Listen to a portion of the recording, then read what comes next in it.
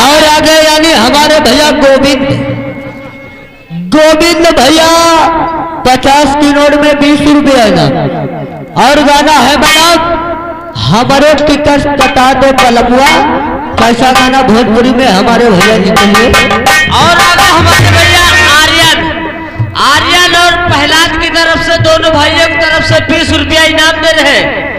और गाने की फरमाइश मांग रहे हैं मैडम ले ले यह सेंट गम कौआ राजा जी मार मार के घूमा पूरा गौआ राजा जी।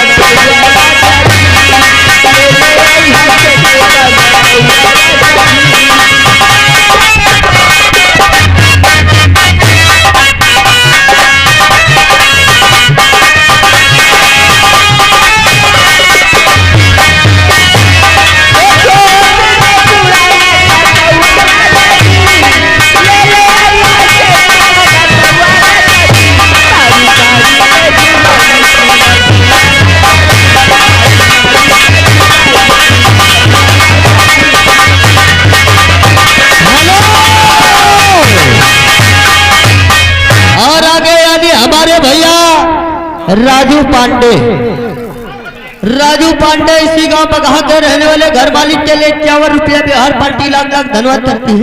और आगे हमारे भैया हमारे खास आदमी बाबू यादव जो कि हमारे खास आदमी उनकी तरफ से 30 रुपया इनाम सफेद साड़ी वाले के लिए स्पेशल इनाम देने का ना कोई अपने मन पसंद का हमारे भाई साहब के लिए बाबू भैया के लिए बहुत बहुत धन्यवाद है, बहुत बहुत शुक्रिया है।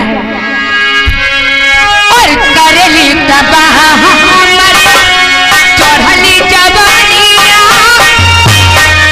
करेली तबाह चढ़ली जवानिया और कसमत तमा बन जागा धन गुंडा धन गुंडा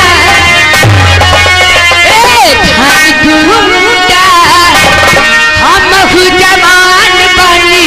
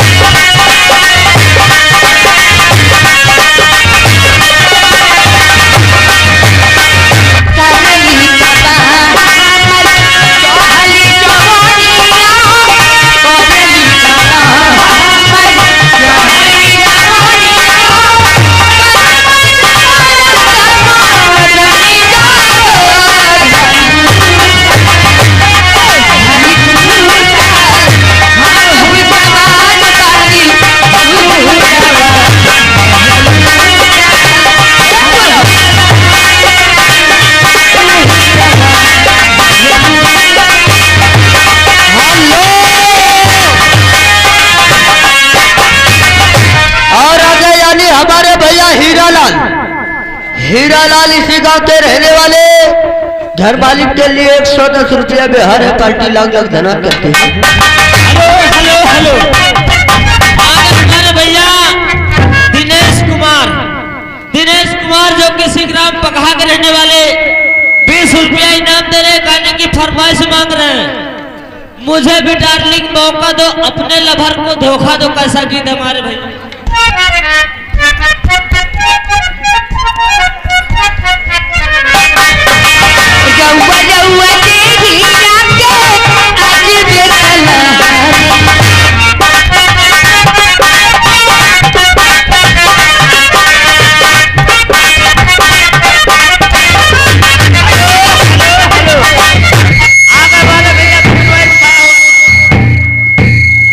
हेलो और आगे यानी हमारे भैया सतीश कुमार संजय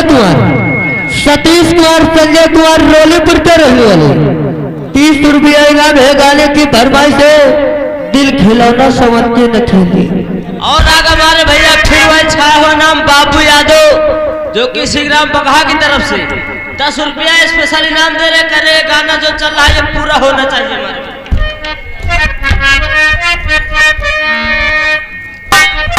और दिल खिलौना समझ कर न जिंदगी मेरी बर्बाद हो जाएगी।